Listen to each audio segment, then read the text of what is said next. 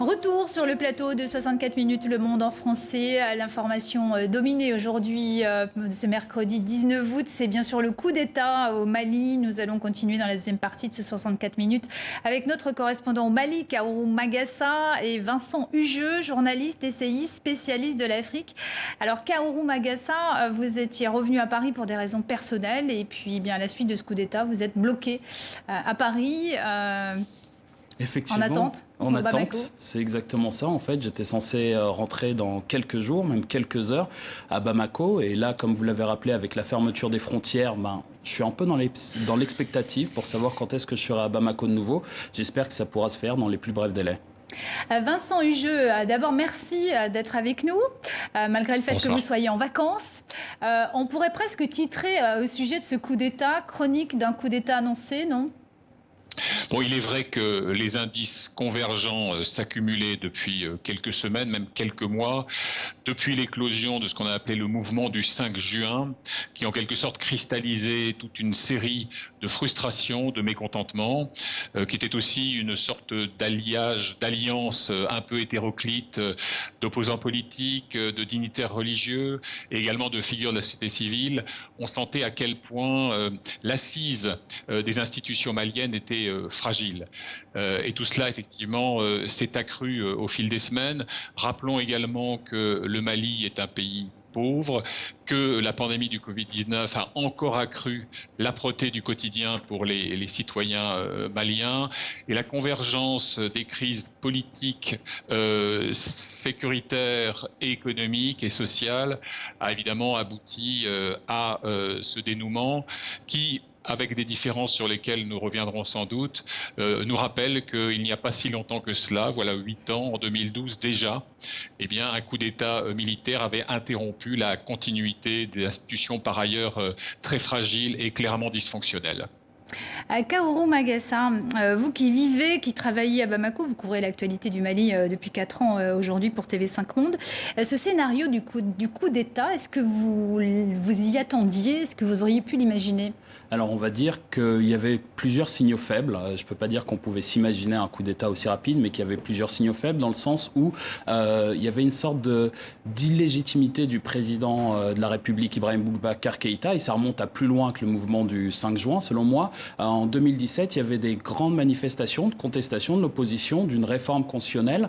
Il y a eu des manifestations à répétition qui n'avaient jamais demandé la démission du président de la République. Et en plus de ça, on a eu également plusieurs faits de dénonciation, de surfacturation, plusieurs dénonciations aussi de la gabegie dénoncée du pouvoir. Alors sur des faits avérés ou non, il y a eu différents rapports aussi de la communauté internationale qui s'impatientait que la situation du Mali et notamment la paix avec les groupes armés du nord du pays ne soit pas réglée ou en tout cas n'avance pas aussi vite qu'il ne devrait alors qu'il a été signé en 2015. Donc du coup, la contestation vis-à-vis du pouvoir d'Ibrahim Boubacar Keïta était assez dense. De là à s'imaginer un coup d'État, c'était une surprise, mais comme je le répète, comme je le disais, une petite surprise finalement.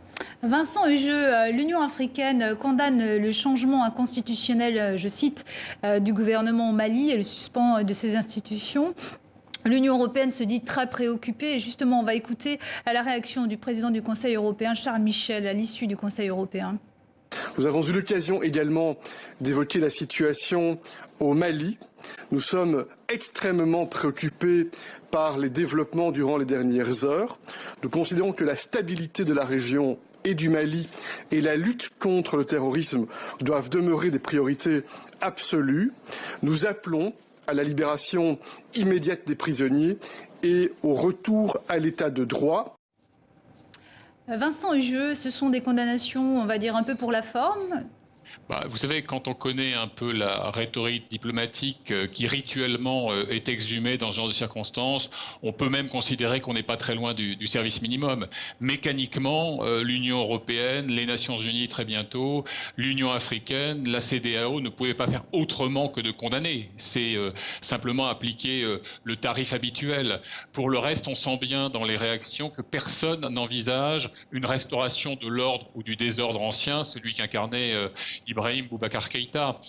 Par ailleurs, et en contrepoint de ce que signalait Kaourou Magassa à l'instant, il est vrai qu'il y a eu vis-à-vis de cette gouvernance parfaitement défaillante des déclics successifs. On se souvient par exemple de ces manifestations des épouses de militaires. C'était en novembre dernier et c'était consécutif à des massacres qui avaient été perpétrés, qui avaient coûté la vie à 50 soldats. On se souvient aussi du rôle joué par les législatives récentes et notamment cette inversion ébouriffante décrétée par la Cour constitutionnelle d'une trentaine de résultats dont une dizaine ont permis de rétablir le siège appartenant à des proches du président sortant ou sorti comme on voudra. Bon, c'est un coup d'État, soyons clairs. C'est donc absolument contraire aux préceptes les plus élémentaires de la vie démocratique. Mais ça nous dit aussi à quel point la fragilisation de l'assise institutionnelle de ce pays était devenue patente. Kaourou Magassa, vous êtes allé à la rencontre aujourd'hui justement des Maliens, de la communauté malienne qui vit à Paris. On va justement écouter les témoignages que vous avez recueillis. Nous émigrons pour chercher de l'argent, nous émigrons pour chercher des revenus afin de construire notre pays. Les Maliens de l'intérieur doivent être aussi résilients pour sortir le pays de ses difficultés, qu'ils soient jeunes ou vieux. Mais le problème du Mali est que les élites ne se préoccupent pas du pays, ils se préoccupent de leur poche. Je suis contente que Ibeka a démissionné. C'est ça que nous, on avait demandé depuis longtemps. Et parce que ça fait plus de 2 ans, les enfants ne vont plus aller à l'école. Bon, en fait, il y a trop de banditisme. Les gens, ils ont peur de sortir. Et puis, en fait, nous, on a d'autres problèmes économiques. Et chaque fois, il y a coupure de courant. Bon, il y a beaucoup de trucs. Nous sommes très contents du départ d'Ibeka. Le coup d'État s'est déroulé dans de bonnes conditions. Personne n'est mort durant les différents mouvements. La manière dont il s'est produit est donc bonne. Aujourd'hui, nous prions pour que la suite se passe bien. Kaourou Magassa, ce qui frappe, c'est qu'en fait, il y a une certaine unanimité à Bamako comme à Paris pour justifier le départ. Oui, il y a une unanimité et c'est pas surprenant, en tout cas selon moi, parce que la communauté malienne établie en France est une communauté qui est très très informée. Quelques heures après le coup d'État et même le discours et la démission d'Ibeka qui est intervenu très tard dans la nuit, les Maliens s'échangeaient des messages sur WhatsApp, etc. C'est une communauté qui est vraiment solidaire, qui est très soudée, qui s'informe énormément et du coup les mots des populations au Mali, dans le sud du Mali, à Bamako et dans le reste de région, les populations maliennes de France le ressentent aussi et le ressentent avec beaucoup de frustration également parce qu'elles sont ici. Elles ne peuvent finalement pas faire grand-chose si ce n'est, comme le précisait la personne qui intervenait en premier, que d'aider à construire le pays. Mais quand le pays va à volo, entre guillemets, ben, c'est compliqué. On est plus frustré qu'à l'accoutumée.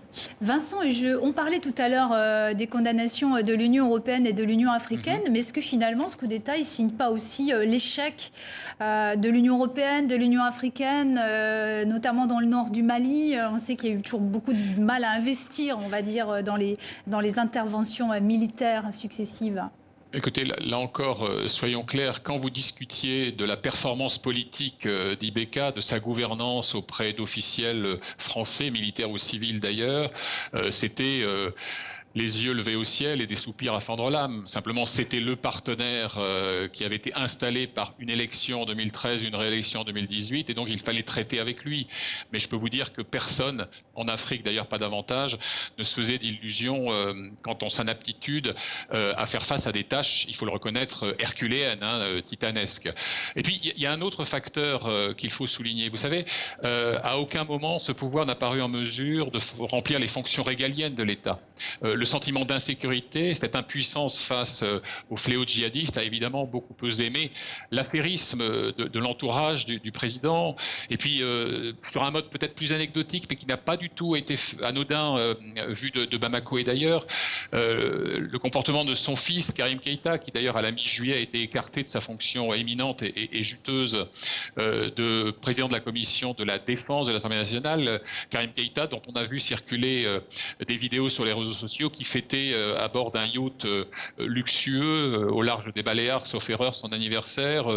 entouré de jeunes femmes peu farouches et court-vêtues, alors que le champagne coulait à flot. Ce genre d'image dans une société profondément musulmane, traditionnelle, a évidemment creusé considérablement le fossé de plus en plus abyssal entre le Malien moyen et le pouvoir, en tout cas ceux qui en tenaient lieu.